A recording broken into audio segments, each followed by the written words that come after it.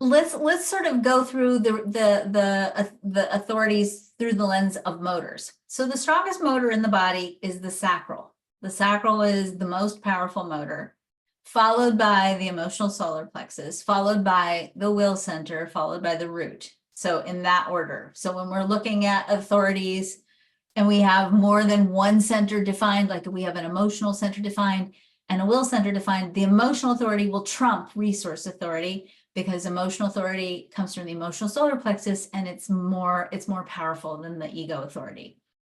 Resource authority or ego authority, and it's ego authority when it's conditioned, and that's oftentimes about feeling your own self, whether it feels right to you, and oftentimes that's about literally the shadow of ego, like me, the swagger, that kind of piece too. Is this going to be advantageous for me? That's the shadow of that center, by the way.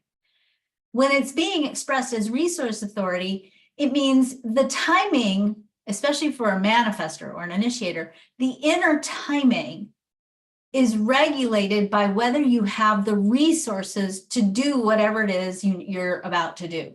So do you have the education? Do you have the knowledge? Do you have the money? Do you have the energy? Do you have the connections? Anything that you might consider to be a resource, that has to be in place before you can take action, right? And if you're overriding that, which we tend to do, which is the shadow of willpower, right? Then you're overriding the fact that, oh, we don't really actually have the resources.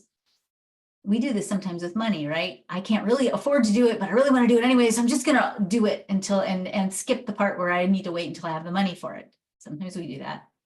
At least I do that sometimes. Maybe you all don't, right? So that's where we sometimes can get ourselves entangled in that will center energy, that we can override the lack of resources and push with willpower we don't have to make a decision, especially if we're in a place where we have a fear of lack. We're going to, we have FOMO, right? And we push against right inner timing. And then we run the risk of getting further depleted.